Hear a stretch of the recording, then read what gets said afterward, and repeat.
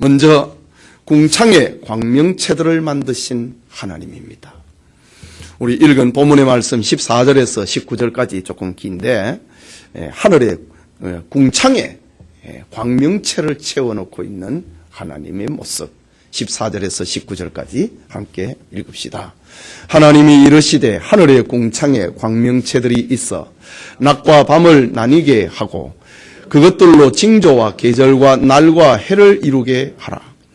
또 광명체들이 하늘의 궁창에 있어 땅을 비추라 하시니 그대로 되니라. 하나님이 두 큰 광명을 만드사 큰 광명체로 낮을 주관하게 하시고 작은 광명체로 밤을 주관하게 하시며 또 별들을 만드시고 하늘이 그것들을 하늘의 궁창에 두어 땅을 비추게 하시며 낮과 밤을 주관하게 하시고 빛과 어두움을 나뉘게 하시니 하나님 보시기에 좋았더라. 저녁이 되고 아침이 되니 이는 첫째 넷째 날이니라. 아멘. 하나님께서는 이것저것을 장난감을 가지고 노는 아이들처럼 세상을 즉흥적으로 만드신 것이 아닙니다. 하나님의 계획 가운데 순서대로 질서 있게 만드셨습니다. 우리가 과학자라고 한다면 하나님의 엿새 동안의 이 창조의 날짜가 얼마나 질서 있고 과학적인 것을 알 것입니다. 그러나 우리는 과학자가 아니기 때문에 하나님의 그 첫째 날에서 여섯째 날까지 순서대로 배열되는 그 감동이 과학자들보다는 우리가 깨닫는 것이 약합니다. 하나님은 하늘의 광명체들을 창조하시고 그것이 존재하는 목적을 규정합니다. 특히 오늘 본문에서 하나님은 세 개의 명령형의 동사를 사용을 하여 하늘의 광명체가 해야 될 그 기능을 규정하는 장면을 봅니다. 그것은 첫째는 나누라, 둘째는 이루라, 그리고 셋째는 비추라 라는 하나님의 이 광명체들을 향하여서 그 기능을, 그 목적을 명령하고 있는 장면입니다. 나누라, 이루라, 그리고 비추라 라는 말입니다. 하늘 광명체들의 첫째 기능은 나누는 것인데 낮과 밤을 나누는 기능입니다. 하나님은 천지 창조의 첫째 날에 이미 빛과 어두움을 구분하셨습니다. 하나님이 그때의 빛을 낮이라 칭하셨고 어두움을 밤이라고 불렀습니다. 그런데 하나님께서 넷째 날에 주야를 나누는 그 기능을 하나님이 창조하신 하늘의 광명체들에게, 곧 해와 달과 별들에게 나누는 그 기능을 그들에게 부여합니다. 하나님이 첫째 날에 이미 낮과 어두움, 낮과 밤을, 빛과 어두움을 구분을 했는데 넷째 날에 그 기능을 하는 것을 해와 달과 별들에게 역할을 부여하고 있는 장면입니다. 그래서 하늘에 태양이 뜨면은 낮이 되게 하시고 하늘에 태양이 지고 달과 별들이 떠오르면은 밤이 되도록 하셨습니다. 이것이 하느님이 지으신 1월 성신에 존재하는 기능입니다. 낮과 밤을 구분하는 기능. 그것이 해와 달과 별들을 만드신 첫 번째 목적입니다. 두 번째 목적은 이루는 겁니다. 예. 그것들로 14절 후반부지요. 그것들로 징조와 계절과 날과 해를 이루게 하라. 징조와 계절과 날과 해를 만들어내는 기능을 하는 것이 해와 달과 별들입니다. 여기 징조라고 하는 히브리 말 오트라고 하는 말은 성경에 자주 등장을 하는데 기적을 말합니다. 그런데 오늘 본문에서는 천체의 변화를 하나님께서 많이 일으키는 기적이 있잖아요. 그런데 그 기적을 가운데 하나가 하늘의 별을 사용을 한다 이거지요. 그 오트라고 합니다. 하나님은 하늘의 광명체들을 만드시고 그것들을 통하여서 현재와 미래의 사건에 대한 징조들, 곧 조짐을 나타내는 기능으로 사용하도록 하나님이 규정하십니다. 여러분 열왕기하 20장 9절에 보면은 이사야가 이르되 여호와께서 하신 말씀을 응하게 하실 일에 대하여 여호와께로부터 왕에게 한 징표가 이 말이다. 해 그림자가 10도를 나아가게 갈 것이니까 혹 10도를 물러갈 것이니까 하니 히스기야가 대답하되 그림자가 10도가 나아가는 것은 시온이 그리할 것이 아니라 10도가 뒤로 물러갈 것이니이다 라고 합니다. 이게 무슨 말입니까?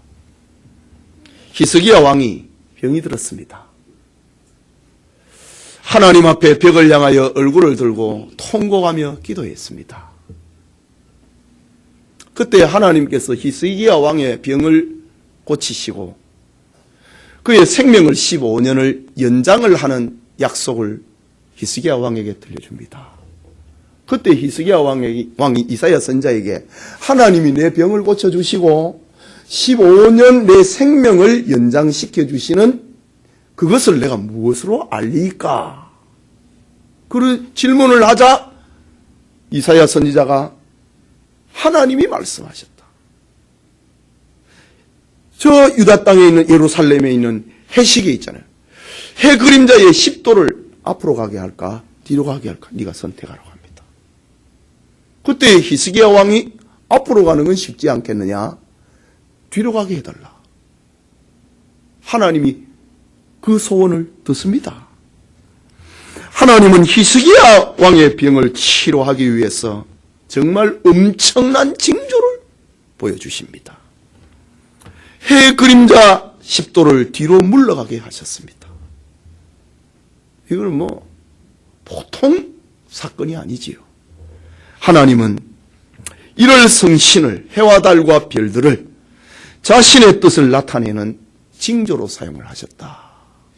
이것은 하나님이 처음에 천지를 창조하실 때에 하늘의 별과 달과 태양을 만들 때에 이런 기능으로 쓰겠다고 했습니다. 너 얘기하라 이 말입니다. 예수님이 이 땅에 육체를 입고 오실 때입니다. 하나님은 이때의 하늘의 별을 예수님 탄생의 징조로 사용하십니다. 마태복음 2장 2절에 유대인의 왕으로 나신 이가 어디 계시냐? 우리가 동방에서 그의 별을 보고 그에게 경배하러 왔노라. 동방의 박사들이 아기 예수님에게 경배하기 위해서 별을 따라서 베들레헴까지 왔다라는 말. 하나님께서 징조로 사용하기로 이미 정해놓은 것입니다. 해와 달과 별들을 말입니다. 마태복음 24장 29절에 그날 환란 후에 즉시 해가 어두워지며 달이 빛을 내지 아니하며 별들이 하늘에서 떨어지며 하늘의 권능이 흔들리리라 라고 했습니다.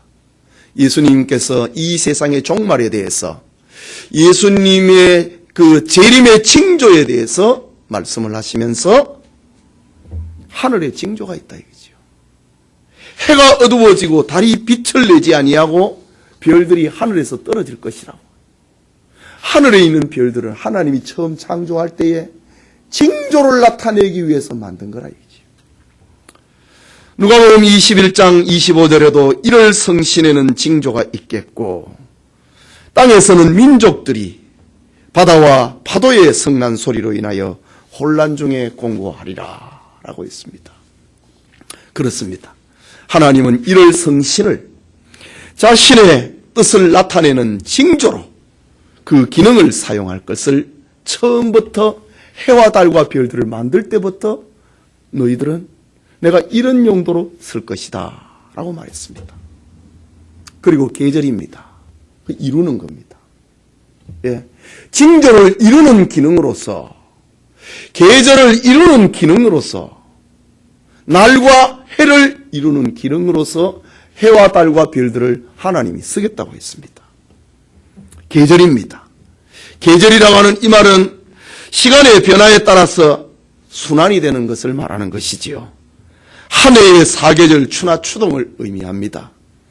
하나님은 이럴 성신을 통하여서 사계절의 변화와 기온을 조절하겠다고 처음부터 그 역할을 위하여 해와 달과 별들을 만드셨다라고 합니다.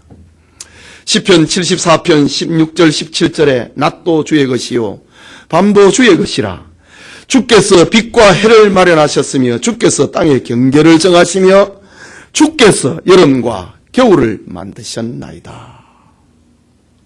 땅의 경계, 바닷물이 육지를 넘어오지 않도록, 그래서 바닷가에 집을 짓고 살 수 있도록 하나님께서 그 경계를 이미 정해놨습니다. 오늘은 특별히 해와 달과 별들의 기능입니다. 계절을 주장을 하고 계절을 나타내는 그런 기능으로 별들을 쓰겠다 이 말입니다. 그리고 일자와 해와 날과 연한입니다. 날과 해를 이루게 하리라.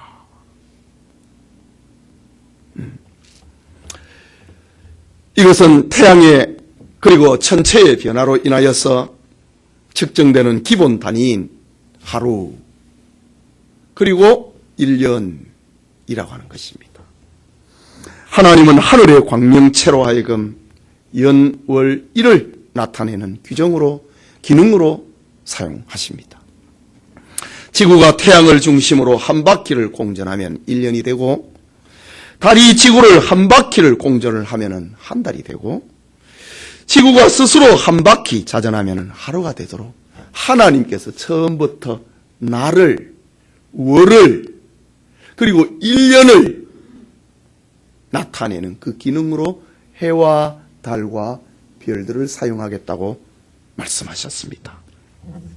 이런 기능으로 인하여서 해와 달과 지구의 기능이 정해진 것입니다. 하나님이 정하여 놓은 이런 법칙을 사람들이 연구하고 이성작용을 동원을 하여서 찾아내는 것을 가리켜 과학이라고 합니다.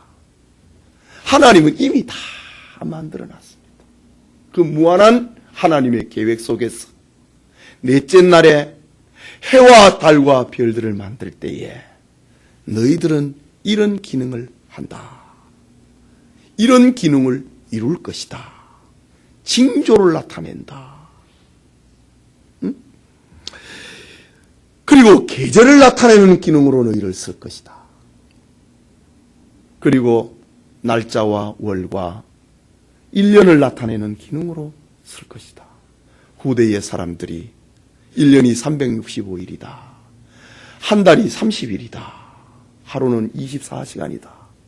하나님이 만들어 놓은 것을 찾는 겁니다. 그것을 과학이라고 합니다. 그런데 일자와 연한에 빠진 것이 하나 있습니다. 그것은 한 주를 결정을 하는 단위입니다.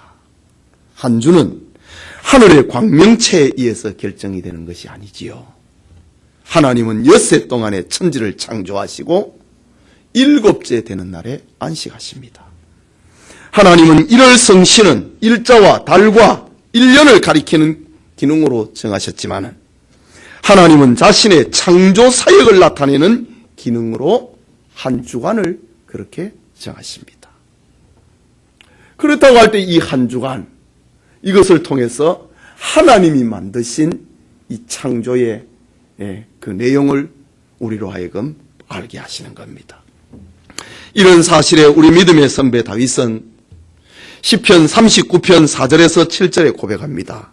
여호와여 나의 종말과 연한이 언제까지인지 내게 알게 하사 내가 나의 연약함을 알게 하소서. 주께서 나의 날을 한 뼘 길이만큼 되게 하시매 나의 일생이 주 앞에는 없는 것 같사오니 사람은 그가 든든히 서 있을 때에도 진실로 모두가 허사뿐이니이다. 진실로 각 사람은 그림자같이 다니고 헛된 일로 소란하며 재물을 쌓으나 누가 거둘는지 알지 못하나이다. 주여 이제 내가 무엇을 바라리요? 나의 소망은 주께 있나이다. 하나님이 운행하시는 하루와 하나님이 운행하시는 한 달과 1년 속에 그리고 하나님의 창조 사역의 일주일의 그 사역 가운데 나에게 소망이 무엇입니까? 주님께 있습니다. 하나님의 창조 질서를 깨달았던 다윗의 겸손한 고백을 노래로 표현했습니다. 그리고 또 세 번째는 하늘 광명체의 세 번째 기능은 땅을 비추는 겁니다. 예. 하늘의 광명체가 땅에 비추기 때문에 식물들은 태양빛을 받아서 광합성 활동을 합니다. 식물의 생존에 필요한 탄수화물을 해와 달과 별들의 비침을 통하여서 식물들이 그것을 흡수하고 성장하게 되는 것입니다.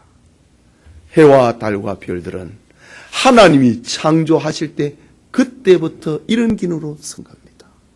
어쩌다가 어른이 됐다고 하는 그게 아니고 하나님은 처음부터 해와 달과 별들은 이런 기능으로 사용을 하기 위해 만드신 것입니다. 여러분, 하나님은 이렇게 넷째 날에 하늘에 있는 광명체들을 창조했습니다. 일반적으로 사람이 육안으로 볼 수 있는 별들의 숫자는 대개 6,000개 정도를 우리가 볼 수 있다고 합니다.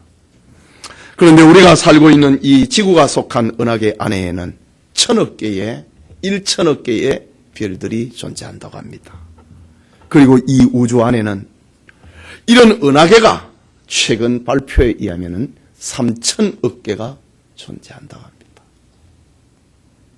끝이 없는 겁니다. 이 우주라고 하는 것은.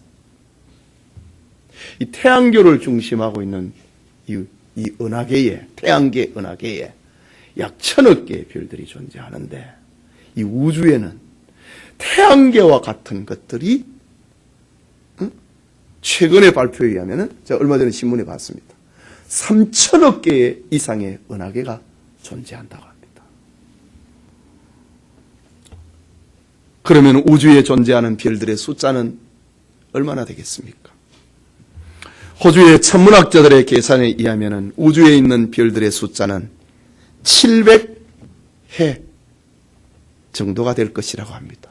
여러분, 우리의 그 숫자의 단위를 가리키는 마지막은 해입니다. 억, 천, 조, 경, 그 다음에 해입니다. 우리 인류가 가지고 있는 이 숫자의 마지막 단위가 해입니다. 해. 경 다음에 조, 경, 그 다음에 해입니다. 이 지구상에 존재하는 별들의 숫자가 얼마나 될까? 약 700해 정도가 되지 않겠나 생각합니다. 하고 있다고 합니다. 이것도 이 은하계가 1,000개라고 가정을 할 때에 나온 발표입니다. 그렇다면 3,000억 개의 은하계가 존재한다면 또 상상을 초월을 합니다. 이것을 숫자로 계산을 하면은 7 곱하기 10의 22승입니다. 과학자들이 하는 말입니다. 다시 말해서 7 다음에 0이 22개가 붙는 겁니다. 하늘의 별들의 숫자 말이에요.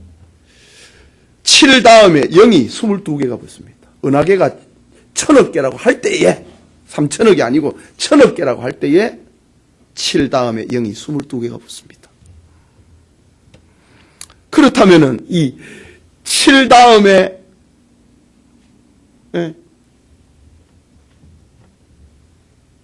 0이 22개가 붙는 이것이 그럼 도대체 어느 정도가 되느냐? 그것은 이 세상에 존재하고 있는 바닷가의 모래알입니다. 모래알보다도 더 많은 숫자가 하늘의 별이라고 합니다. 여러분, 우리나라에만 해도 저 동해안, 서해안, 남해안에 모래가 얼마나 많습니까? 이 지구상에 존재하는 모래알의 숫자보다도 더 많은 것이 하늘에 존재하는 별이라고 합니다. 그 중에 하나가 우리는 지구촌의 사람이에요. 지구나라의 사람들이에요. 예, 하나님은 천지 창조의 넷째 날에 이 많은 별들을 순식간에 창조했습니다. 그러니까 하나님의 지혜와 하나님의 능력이 어느 정도인가는 우리의 상상을 할 수가 없습니다. 하나님이 말씀으로 창조했습니다. 그러니 우리가 얼마나 창조주 하나님의 높고 위대하심을 찬양해야 되겠습니까? 다윗은 시편 8편 3절과 4절에 고백합니다.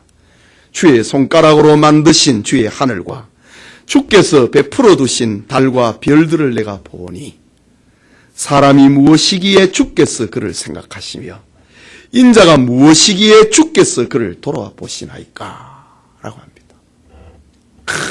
무한한 수많은 별들을 보면서 별들 앞에 내 자신이 얼마나 작아집니까? 저 관악산만 보더라도 꼭대기에 올라가서 서울 시내를 보면은 내가 작아집니다. 다윗이 하늘에 있는 수많은 별들을 보면서 작아지고 작아지는 자기 모습을 생각을 합니다. 그때 다윗은 고백을 하기를 사람이 무엇이기에 주께서 저를 생각하시고 인자가 무엇이기에 주께서 그를 돌아보시나이까. 내 같은 사람의 기도를 들으시고 나의 눈물을 닦아주시고 나의 고민을 어루만져 주시는 주님, 내가 무엇이기에 이렇게 소중한 존재가 되었습니까? 다윗은 노래했습니다. 어쨌든 이런 모습 앞에 하나님께서는 보시기에 좋았더라 라고 표현합니다. 그러면 오늘 본문을 통해서 우리가 받아야 될 교훈은 무엇이겠습니까? 그 첫째는 하나님이 우리를 지으신 목적대로 우리도 순종의 길을 가야 된다는 겁니다. 하늘의 광명체들이 하나님의 창조 명령에 절대 순종하고 지금도 변함없이 순종하고 있습니다. 해와 달과 별들은요, 하나도 불순종한 적이 없었어요. 광명체들은 지금도 자기에게 맡겨주신 기능을 수행하면서 우리를 섬기고 있습니다. 하나님이 맡겨주신 기능, 징조를 나타내는 기능으로, 계절을 만들어내는 기능으로, 그리고 날과 해를 만들어내는, 이루어내는 그런 기능으로 창세부터 지금까지 하나님의 말씀에 순종하고 있습니다. 그리고 우리를 섬기고 있지요. 그렇다면 우리 역시 우리에게 주어진 기능을 감당해야 되지 않겠습니까? 피조 세계 가운데 하나님 앞에 도전장을 낸 인간, 존재는 사람밖에 없습니다. 사람이 그렇게 악합니다. 그래서 예레미야 선지자는 힘이 부패하고 거짓된 것이 사람의 마음이라고 예레미야는 그렇게 표현했습니다.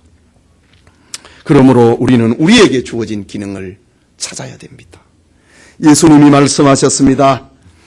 마태복음 5장 14절과 11절에 16절에 너희는 세상의 빛이라. 산 위에 있는 동네가 숨기지 못할 것이요. 이같이 너희 빛을 사람 앞에 비치게 하여 그들로 너희 착한 행실을 보고 하늘에 계신 너희 아버지께 영광을 돌리게 하라 라고 했습니다. 예수님은 우리를 어떤 기능으로 구원하셨다고요? 세상의 빛으로. 하늘의 광명체들처럼 우리가 마땅히 해야 될 기능은 사람 앞에 빛을 비추어서 사람들이 우리의 착한 행실을 보고 하나님 아버지께 영광을 돌리게 하라고 했습니다. 하나님의 창조 명령에 절대 순종하고 지금까지 순종하고 있는 광명체들처럼 우리도 우리가 해야 될 기능을 충실하게 감당해야 되는 것이 창조 본연의 질서로 돌아가는 것입니다. 둘째는 하늘의 이를 성신을 섬기지 말아야 됩니다. 하나님은 모세를 통하여서 광야에서 구원받은 이스라엘 백성들에게 지금 하나님의 창조 이야기를 들려주고 있는 중입니다. 그러면서 또 모세는 이스라엘 백성들에게 말을 합니다. 신명기 4장 19절에 여러분 창세기 1장의 이야기를 듣고 있는 사람이나 신명기의 이야기를 듣고 있는 사람이나 같은 사람입니다. 신명기 4장 19절에 또 그리하여 네가 하늘을 향하여 눈을 들어 해와 달과 별들 하늘 위에 있는 모든 천체 곧 너희의 하나님 여호와께서 천하 만민을 위하여 배정하신 것을 보고 천하 만민을 위해서 배정했다. 징조를 나타내고 계절을 나타내고 날과 해를 나타내고 그것을 비추는 기능을 바라도록 했던 그 해와 달과 별들을 너희가 보고 미혹하여 그것에 경배하며 섬기지 말라. 저 하나님 만든 거니까 모세의 한 입에서 천지 창조의 이야기를 나누고 그의 입에서 그렇기 때문에 그거 섬기지 말라. 하나님이 들려주십니다. 이런 하나님의 말씀을 받았음에도 이스라엘 백성 중에는 하나님의 뜻을 어기고 이방인들을 본받아서 하늘의 만상에 분향하고 태양에게 경배하는 자들이 생기게 됩니다. 예레미야 19장 13절에 예루살렘 집들과 유다 왕들의 집들이 그 집 위에서 하늘의 만상에 분향하고 다른 신들에게 전제를 부음으로 더러워졌은즉 도배 땅처럼 되리라 하셨다 하라 하시니라. 이것이 유다가 멸망할 때의 상황입니다. 하나님이 해와 달과 별들을 섬기지 말라고 했는데 하늘에 있는 만상, 해의 모양, 달의 모양, 별들의 모양을 만들어 갖고 유다 백성들이 섬겼다 이지요. 그래서 너희 망한다. 바벨론에 끌려가서 70년 노예 생활을 하게 되는 겁니다. 에스겔 8장 16절에는 이스라엘 백성들이 멸망을 했던 그 시대상을 기록한 겁니다. 그가 또 나를 데리고 여호와의 성전 안뜰에 들어가시니라. 보라, 여호와의 성전 뭇 곧 현관과 제단 사이에 약 25명이 여호와의 성전을 등지고 낯을 동쪽으로 향하여 동쪽 태양에게 예배하더라. 이스라엘이 지금 우리가 왜 망했느냐 이거지요. 유다 백성들이 바벨론에게 왜 멸망을 했느냐? 그것을 알지 못해서 고민하고 있을 때 하나님은 포로민 가운데 선지자를 세워 에스겔 선지자를 세워서 자신들이 망한 이유에 대해서 설명을 해줍니다. 성령이 에스겔을 성전 안으로 데려갔는데 성전 문 안에 25명이, 이거 영적인 표현이지요. 25명이 성전을 향하여서 하나님의 방을 향하여서 얼굴을 쳐다보지 아니하고 등을 지고 동쪽 하늘을 향하여서 태양을 향하여서 경배하고 있더라. 그래서 유다가 망했다. 이것을 에스겔 선자는 말하고 있는 겁니다. 여러분, 하늘의 일월 성신은 하나님의 창조하신 피조물입니다. 그것들은 인간에게 봉사하기 위해서 존재하는 것입니다. 무엇을 봉사하지요? 낮과 밤을 구분을 하는 것을 통해서 일어나라 일할 때다, 이제 잘 때다, 낮과 밤을 구분해주는 그런 기능으로 봉사하고 징조와 계절과 날과 해를 만들어내는 기능으로 사람들로 하여금 봉사하게 합니다. 새해가 됐으니 우리 다시 또 열심히 하자. 새 달이 됐으니 또 열심히 하자. 오늘 하루가 시작이 됐으니 어제는 잊어버리고 오늘 일하자. 이 해와 달과 별들이 우리에게 봉사하는 기능입니다. 그리고 그 빛이 땅을 비추어서 생물들이 자라게 하는 그런 기능을 합니다. 그러나 사람들은 하나님이 만들어서 우리를 섬기라고 만들어 놓은 해와 달과 별들을 오히려 신으로 하나님께 얼굴을 향하지 아니하고 하나님이 만드신 그 만물을 향하여 얼굴을 돌려서 경배하는 것입니다. 지금도 이런 일은 계속되고 있습니다. 예컨대 새해의 첫날이 되면은 수많은 사람들이 동해안으로 몰려듭니다. 새해에 처음 떠오르는 태양을 보면서 절을 하고 소원을 합니다. 방송국까지 그거 가요. 무슨 소원을 빌었습니까? 예, 오늘 금년에 저는 결혼하고 싶어요. 우리 인터뷰 나오잖아요. 예, 우리 가족이 다 건강했으면 좋겠어요. 무엇을 보면서? 떠오르는 태양을 보면서 기도를 합니다. 선생님은 무슨 기도를 했습니까? 무엇을 빌었습니까? 무슨 소원을 떠오르는 태양 앞에서 빌었습니까? 예, 우리 아이가 공부 잘하기를 위해서. 지금도 벌어지고 있는 일입니다. 정월 대보름이 되면은 사람들은 둥그런 달을 바라보면서 자기의 소원을 빕니다. 저도 어릴 때 그런 기억이 있어요. 중학교 때쯤 됐나 초등학교쯤 됐나 정월 보름이었습니다. 제 어머니가, 그때는 교회 안 다녔죠. 어머니가 마당에 멍석을 깔아요. 엄마 왜 멍석을 깔아요? 저 달이 떠오르잖아. 절해라. 저도 했어요. 어릴 적에. 그리고 소원을 빌라고 합니다. 그뿐만 아니라 사람들은 별들을 바라보면서 자기의 운명을 결정을 하는 점을 치고 거기에 굴복하고 있습니다. 이런 존재가 아니라 이지요. 해와 달과 별들은 그런 기능을 하는 게 아니고 너희들을 돕기 위한 것이야. 모세가 지금 들려주고 있는 메시지입니다. 하늘의 광명체는 우리의 신앙의 대상이 되거나 우리가 두려워해야 될 존재가 절대 아니라는 것입니다. 이것들은 하나님이 우리를 위해서 창조하신 피조물입니다. 오직 창조주 하나님만을 섬기고 그 하나님의 이름만을 높여야 되는 것입니다. 그래서 저 바벨론에서 포로에서 이제 해방이 되어서 예루살렘으로 돌아오는 사람들은 정신이 번쩍 듭니다. 하나님이 우리를 구원했다 이거지요. 그때에 불렀던 노래가 시편 136편인데 7절과 9절에 큰 빛들을 지으신 이에게 감사하라. 그 인자하심이 영원하미로다. 해로운 낮을 주관하신 이에게 감사하라. 그 인자하심이 영원하미로다. 달과 별들로 밤을 주관하게 하신 이에게 감사하라. 그 인자하심이 영원하미로다.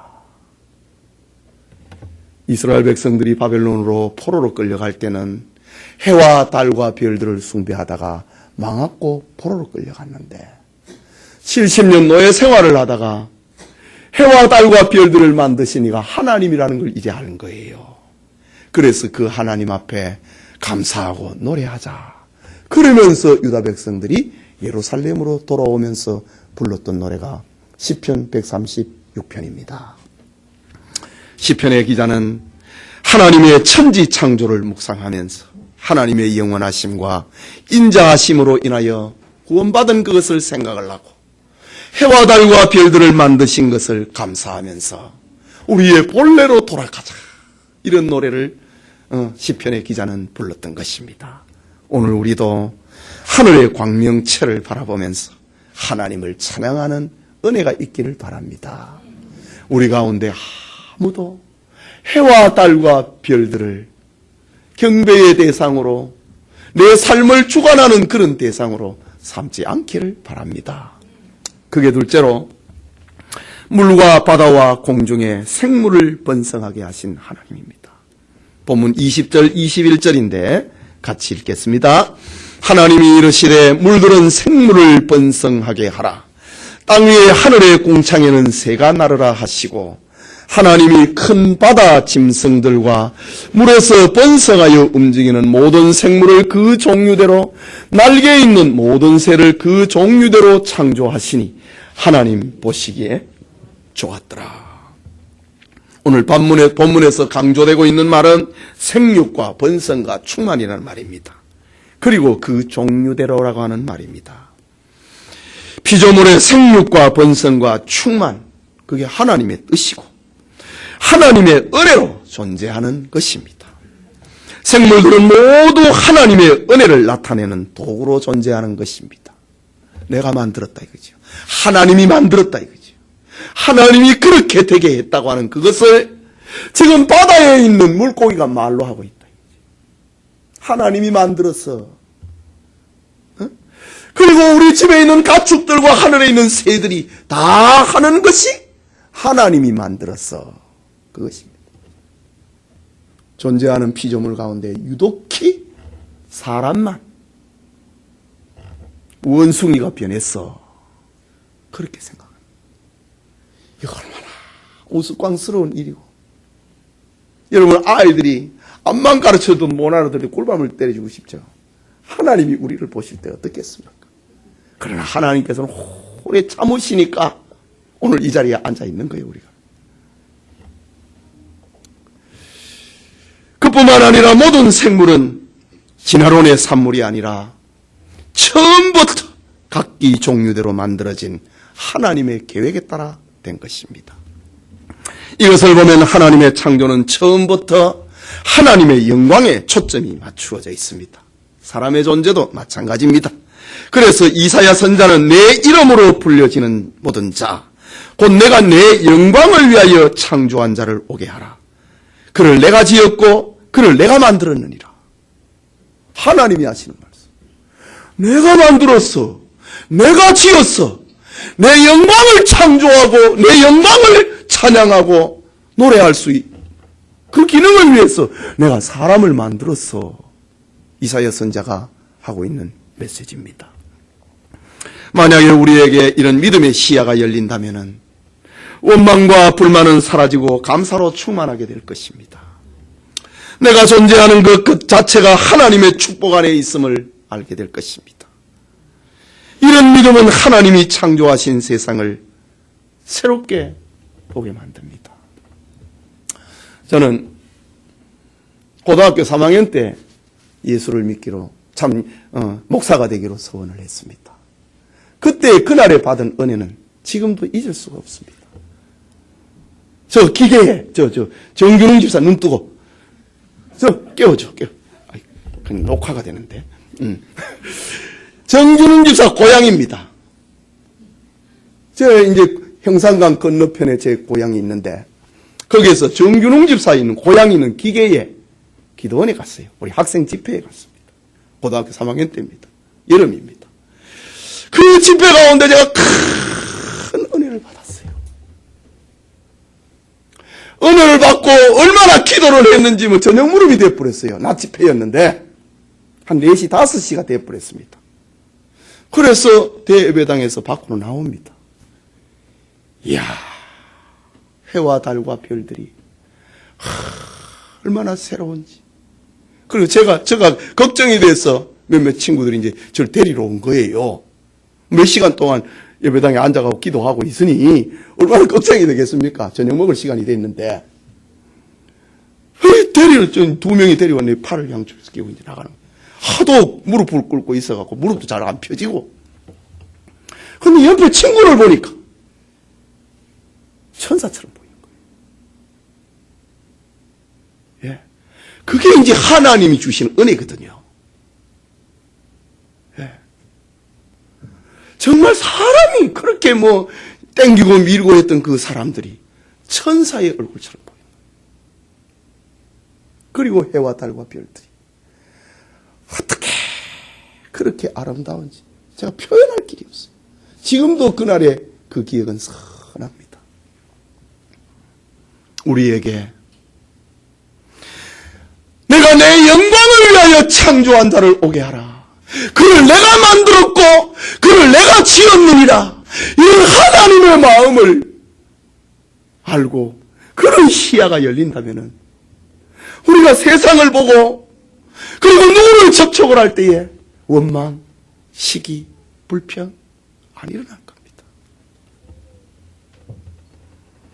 내가 무엇을 가졌느냐 누렸느냐가 아니고 내가 존재하는 그 자체가 은혜가 됩니다.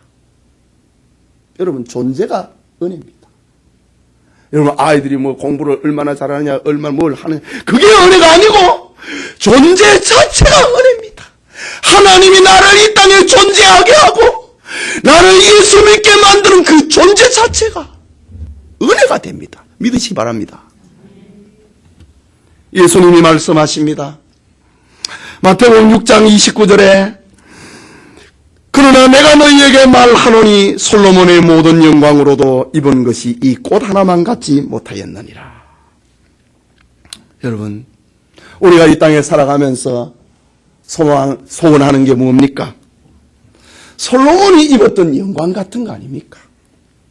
그러나 예수님은 솔로몬의 모든 영광을 이 꽃 한 송이보다도 못하다고 얘기를 했습니다. 이게 무슨 말이냐 이거죠. 이유가 무엇입니까? 솔로몬의 영광은 아무리 뭐라 하더라도 솔로몬의 이름이 드러나게 돼 있습니다. 하지만 들의 한 송이의 꽃은 자기 이름을 드러내는 것이 아니라 순수하게 하나님이 나를 만들었다.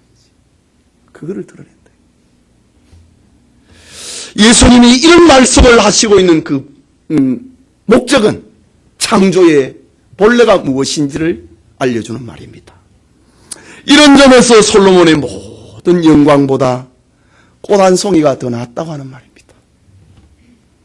그렇게 보면 사람들이 저마다 자기의 이름과 영광을 위해서 살아가는 그것은 한 송이의 꽃보다도 못한 헛된 것이라고 하는 겁니다. 인생의 참된 의미가 어디에 있는지, 인생을 헛되지 않게 하는 것이 어떤 것인지를 깨달아야 됩니다. 사람은 그리스도의 품에 안길 때에 인생의 참된 의미를 알게 되는 것입니다. 하나님이 우리를 부르시고 그리스도 안에 있게 하시고 복음을 알게 하시는, 믿게 하시는 이유가 무엇인가? 우리의 구원을 위해서일까? 물론 그 말 틀린 말은 아닙니다. 구원과 무관하지 않습니다. 그러나 궁극적인 이유는 하나님을 찬양하도록, 하나님을 찬송하도록 창조의 본래로 회복을 시키기 위함입니다. 바울은 에베소서 1장 4절에서 6절에 기록했습니다. 고 창세전에 그리스도 안에서 우리를 택하사 우리로 사랑 안에서 그 앞에 거룩하고 흠이 없게 하시려고 그 기쁘신 뜻대로 우리를 예정하사 예수 그리스도로 말미암아 자기의 아들들이 되게 하셨으니. 수많은 과정들입니다. 우리를 구원하고 우리를 하나님의 아들들이 되게 하셨으니 이는 그가 그가 사랑하는 자 안에서 우리에게 거저 주시는 바 그 은혜의 영광을 찬송하게 하려 함이라. 그냥 우리가 예수 믿는 것이 구원이 목적이 아닙니다. 우리가 구원받았으면 누구로 말미암아 구원을 받았고 내가 이 은혜를 받았다고 하나님을 찬송하기 위해서 여러분을 구원했다고 하는 사실입니다. 그러니까 구원이 목적이 아니고 하나님의 영광이 목적인 것입니다. 여러분, 종교개혁 시대의 루터를 아시지요? 루터 교회의 교리는 구원입니다. 구원론입니다. 그러나 개혁교회, 개혁주의 교회, 칼빈주의 교회의 교리는 구원이 아닙니다.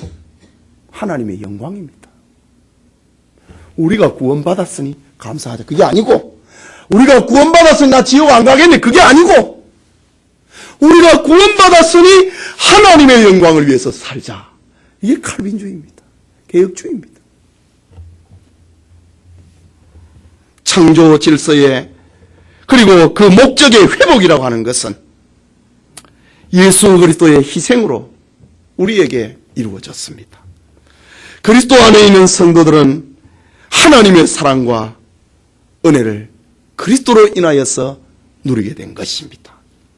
구원받은 사람들이 우리에게 거저 주시는 바 그의 은혜의 영광을 찬송하게 하려 함이라. 이것이 본래 우리를 지으신 질서요, 우리를 구원하신 목적입니다. 성도 여러분, 얼마 전에 파키스탄에 큰 지진이 일어날 때에 참 신비로운 일이 벌어졌습니다. 지진이 일어나는 날 이른 아침에 산의 새들이 쇠톱으로 쇠를 자르는 것과 같은 비명을 지르면서 허공을 향해 날아갔다고 합니다. 이때의 까마귀 떼들은 얼마나 괴성을 질러대는지 사람들이 고막이 찢어질 정도였다고 합니다. 우리의 지금도 기억을 할 수 있는 저 남아시아의 지진 해인이 일어날 때도 공중의 새들은 미친 듯이 울부짖었고 코끼리들이 언덕과 산으로 올라가고 사냥과 다른 동물들도 다 미리 피했습니다. 유독히 돈과 쾌락을 추구하던 사람들은 깨닫지 못하고 지진 해일에 수십만 명이 죽었지요. 짐승과 새들은 자연계의 이상을 깨닫고 피했습니다.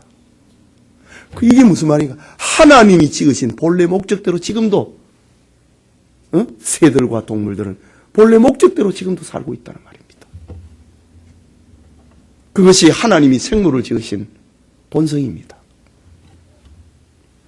새들이 본성적으로 위협을 느끼고 피할 수 있도록 만드셨다면 하나님께서 자기 형상으로 지으신 사람은 오죽하겠습니까? 우리가 짐승보다 먼저 빨리 알아야 됩니다. 왜? 우리는 동물들을 다스리고 정복하는 존재니까. 그것보다 못하면 우리가 어떻게 지배합니까? 우리가 더 빨리 알아야 됩니다. 그런데 우리가 알고 있느냐? 모릅니다. 왜 그러냐? 죄 때문에 그렇습니다. 베드로후서 3장 4절에서 7절에 기록합니다. 이르시되 주께서 강림하신다는 약속이 어디 있느냐? 꽉 차 있는데도 어디 있느냐고 사람들은 소리칩니다. 조상들이 잔후로부터 만물이 처음 창조될 때와 같이 그냥 있다 하니 이는 하늘이 옛적부터 있는 것과 땅이 물에서 나와 물로 성립된 것도 하나님의 말씀으로 된 것을 그들이 일부러 잊으려 함이로다. 일부러 잊어버리려고 한다. 하나님이 만들었다고 하는 꽉 기록이 되어 있는데 사람들은 죄가 들어오니까 그거를 일부러 잊어버리려고 합니다. 일부러 기억 안 하려고 한다. 그러다 죽는 거예요. 이는 너희가 애굽에서 나올 때에 여호와께서 너희 앞에 홍해물을 마르게 하신 일과 너희가 요단 저쪽에 있는 아모리 사람의 두 왕 시온과 옥에게 행한 일, 곧 그들을 전멸시킨 일을 우리가 들었음이니라. 사람들은 일부러 잊어버리려고 합니다. 이로 말미암아 그때의 세상은 물이 넘침으로 멸망하였으되 이제 하늘과 땅은 그 동일한 말씀으로 불사르기 위하여 보호하신 바 되어 경건하지 아니한 사람들의 심판과 멸망의 날까지 보존하여 두신 것이니라. 하나님은 나왔다가 한꺼번에 끝을 낸다. 하나님의 은혜를 일부러 잊어버리려고 하는 사람들에게. 그러나 우리는 하나님의 은혜를 입은 자가 됐습니다. 그럼에도 우리가 깜빡한다고요. 교회에 오면은 믿음이 이렇게 본래로 찾아지다가 교회 갈 때 다 반납한다고요. 그리고 또 주일날 되면 천부 여지없어서 손 들고 옵니다. 그리고 또 깬다고요. 또 잊어버린다. 여러분, 잊어버리지 않기를 바랍니다. 우리가 짐승보다 모태가 되겠습니까? 하늘의 새보다도 모태가 되겠습니까? 너희가 천기는 분별할 줄 아면서.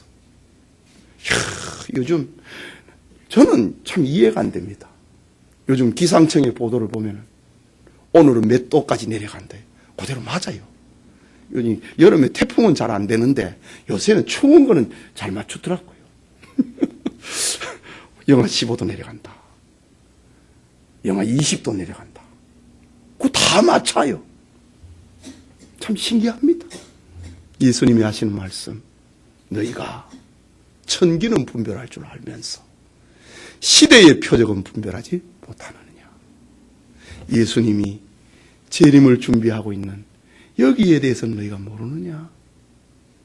예수님이 탄식하셨지요. 여러분, 하늘과 땅의 만상은 하나님의 은혜로 가득 차 있습니다. 모든 것이 하나님의 뜻에 따라 지음받았고 지금도 그 목적과 질서를 이루고 있습니다. 그렇다면 사람의 목적과 질서와 길도 분명해야 되지 않겠습니까? 사람이 하나님을 위할 때에 만물은 사람을 위하게 됩니다. 바울은 고린도전서 3장 21절에서 23절에 만물이 다 너희 것임이라. 너희는 그리스도의 것이요 그리스도는 하나님의 것이라. 우리가 하나님을 위해서 살면은 만물이 다 우리를 따라온다고 하는데 이걸 못 믿는 거예요. 그래서 얼굴을 하나님이 아니라 저 동쪽 태양을 향했던 저 에스겔 시대의 사람들처럼 만물을 지금 쳐다보고 있습니다. 우리가 에스겔 시대의 사람들을 욕할 자격이 있습니까? 우리의 얼굴을 하나님에게로 향하기를 바랍니다. 만물은 너희 것이요 너희는 그리스도의 것이요 그리스도는 하나님의 것이랴. 이 신령한 축복의 질서와 목적이 회복이 되는 은총이 우리 모두와 함께 하기를 소원합니다.